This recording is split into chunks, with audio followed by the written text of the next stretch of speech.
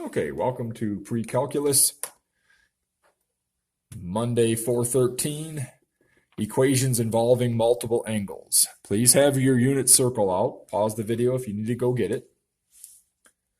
Okay, welcome back. Copy this example. We're going to solve the tangent of 3x equaling 1, where x is between 0 and 2 pi. We're limiting the value of x. Now, the first question we want to ask is, which angle on the unit circle has a tangent of 1? Also realize the entire angle is 3x.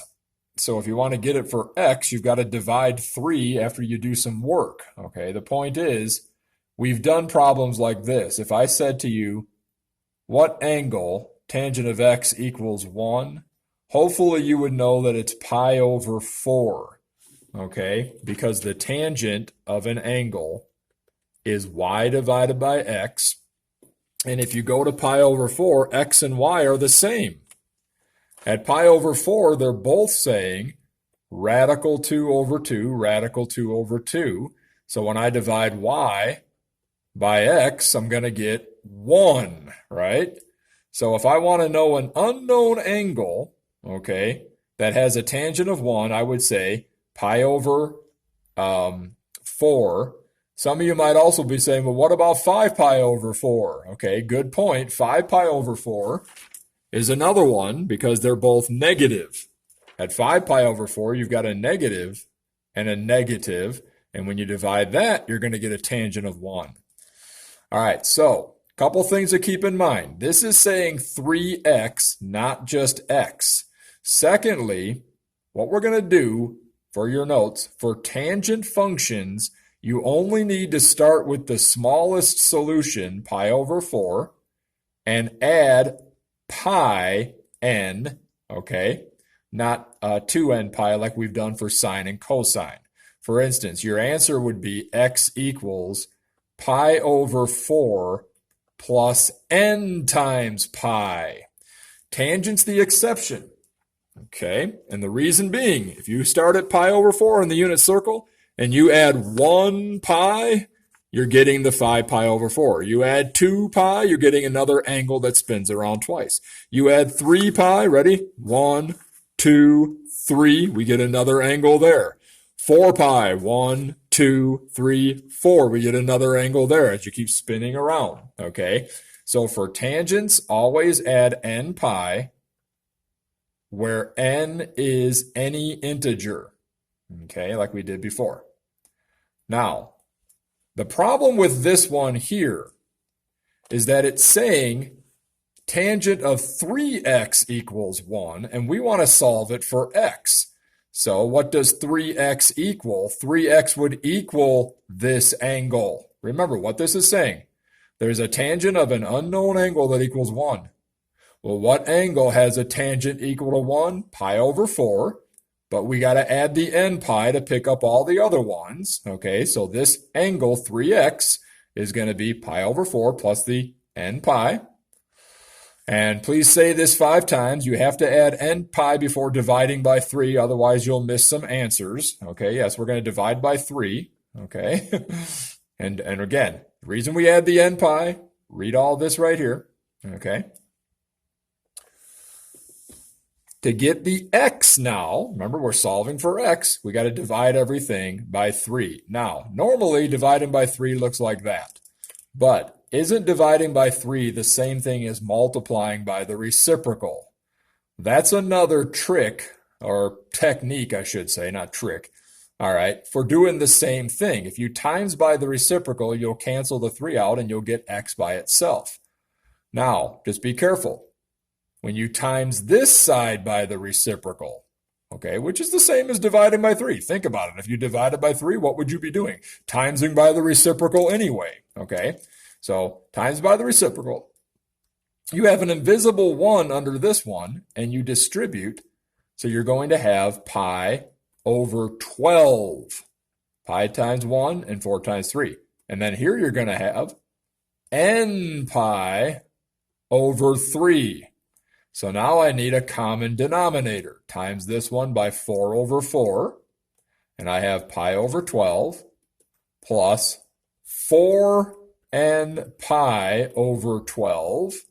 I can add my like terms, and there's my final result, okay? My answer will be pi plus 4n pi over 12. Now, remember the original restriction on x. This is a restriction on x, not on the angle. We can still look for solutions where x is between 2 pi and 0. We simply start testing 0, 1, 2, etc., etc. In other words, we're going to put in some n value here, starting with 0. If this is our solution for x, oh goodness.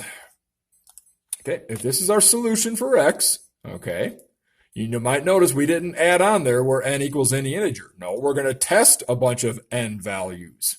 In other words, if n is equal to 0, we have pi plus 4 times 0 times pi over 12. Well, all that's going to be 0. So one of our solutions is pi over 12.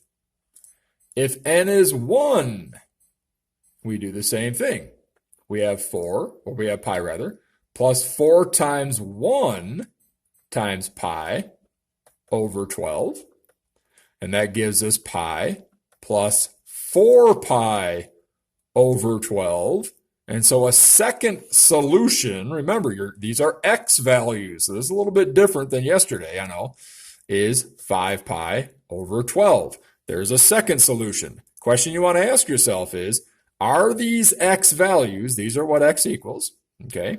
Are these x values less than 2 pi? And yes, they are. 1/12 pi, 5/12 pi. You got to get to 12/12 just to get to 1 pi. So we keep going. We let n be 2 now, okay? And if n is 2, we have pi plus 8 pi over 12. I'm going a little bit faster because hopefully you realize 4 times 2 is 8. So we get an answer of 9 pi over 12, and we reduce it. 3/4 pi. They both divide by 3. 9 and 12 do. So there's a third solution. We let n equal 3. 4 times 3 up there is going to be pi plus 12 pi over 12. So 13 pi over 12 is one of our solutions. Now notice we're getting closer and closer to 2 pi. If you divide 12 into 13, you're going to get 1 and 1/12 pi. It's got to be less than 2 pi. So far we're okay. Let's test number 4. Putting in 4 for n, you're going to get 20. So pi plus 20 pi over 12 is 21 pi over 12. Both of those divide by 3. Incidentally, I give a problem like this similar on tests, and people fail to divide this out. This is the one they always get a half point out for not reducing. 3 goes into 21 7 times. 3 goes into 12 4 times. So 7/4 pi is another solution. Put in 5. 4 times 5 would make, yikes, I messed that up. 4 times 4 is 16. All right, let's do this. I'll cheat a little bit. Watch. This is putting in 5. There we go. Okay, sorry about that. I heard some noise in the class. You might have picked it up on the video, something beeping, and it threw me off a little bit. It was just something going on. Okay. All right. So if you put in 5, that's going to be 4 times 5 is 20. There's your 20 pi. There's your answer, 7 pi over 4. If we put in 4, we're going to get 16. So pi plus 16 pi over 12. Your answer is 17 pi over 12. Notice so far we've got 1, 2, 3, 4, 5, 6 solutions. Okay, that's okay. You might end up with several. Let's test n is 6. If it's 6 for n, we're going to have pi plus 24 pi over 12, and that gives us a solution of 25 pi over 12. But wait, stop. 12 divides into 25 twice with a remainder of 1 over 12. So it's 2 and 1/12 pi. My x values, boys and girls, have to be less than 2 pi. So that's that one's thrown out. And anything more than that, if you do n equals 7, is going to make everything bigger than 2 pi. So this is a problem where you end up with 2, 4, 6. You end up with 6 different solutions for x. Remember what all this started as. It started with 3x equaling that up there. We had to divide the 3 to get x by itself. All right? Okay. Now, if I had you in class, we would look at our calculators, but this is what it's going to look like. Okay. This is 0 right here. This line right here is the axis for 0. Way down here is 2 pi, so 6.28. And notice this is the tangent function. All of these little waves that you're seeing is what you would get if you graphed the tangent function. If you throw in a line y equals 1, because remember we said the tangent of 3x equals 1, timesing each of these values right there, okay, where that dot is, timesing each of those values right there by 3 will make the tangent equal to 1.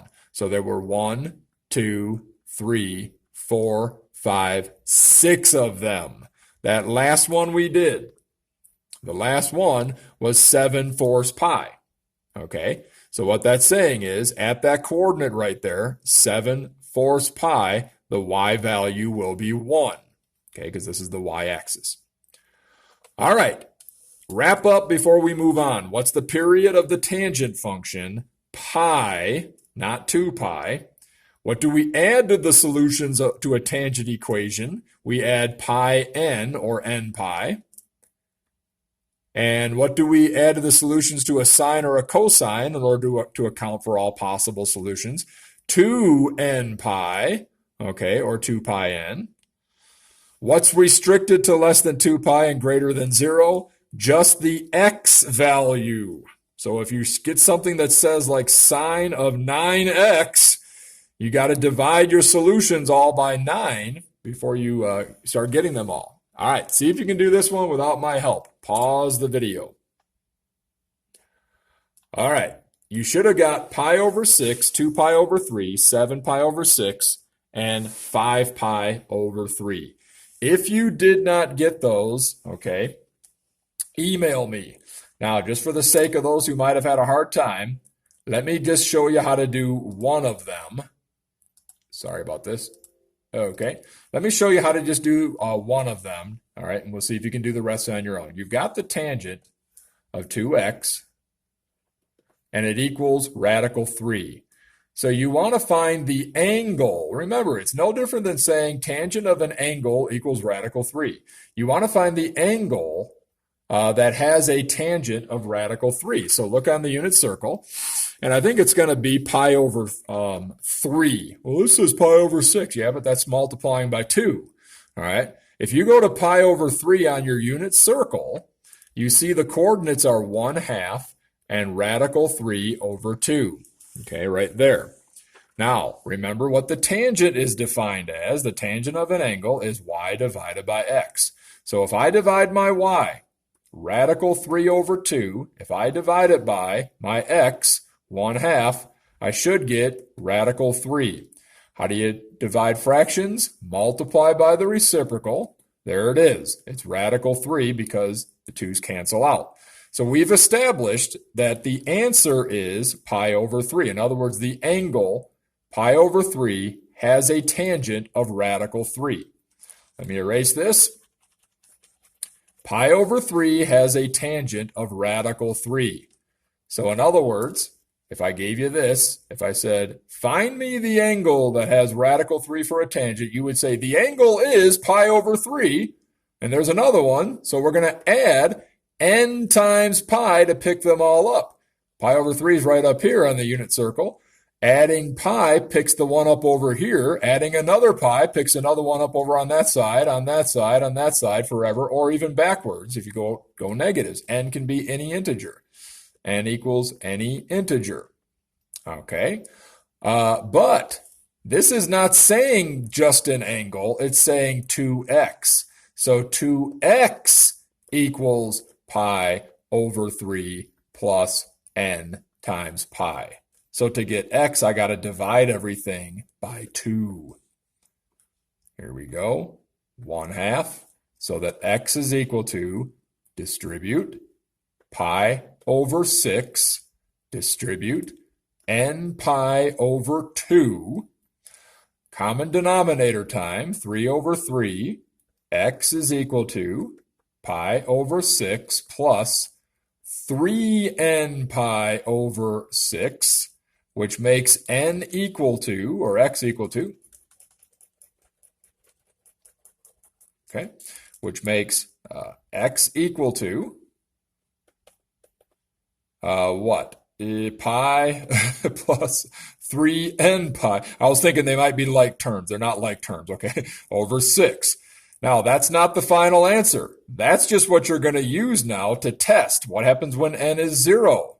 If n is 0, you're going to have x equal to simply pi over 6. There's the first solution. All that's going to be 0. What's going to happen when n is 1? You're going to have 4 pi over 6 because you're going to have 3 pi plus 1 pi, but that reduces to 2/3 pi. And there's your second one. What's going to happen when it's 2? When n is 2, you should get 7/6 pi. When n is 3, you should get 5/6 pi. But when n is 4, that's where we get off the restrictions, okay? All right. Our solution was pi over pi plus x is equal to pi plus 3n pi over 6. And if n is 4, what's going to happen? You're going to have 12. 3 times 4. That's going to give you 13 pi over 6. Okay, 12 pi plus 1 pi. 6 into 13, though, is 2 and 1/6 pi. So you can't say that's a solution anymore because all of your solutions are restricted to being less than 2 pi. All right, for all of these equations, we have been finding the exact solutions, not estimates. This is what you are expected to do, whether the directions say exact or not. All right, copy the homework and have a good night. Email me any questions if you have them.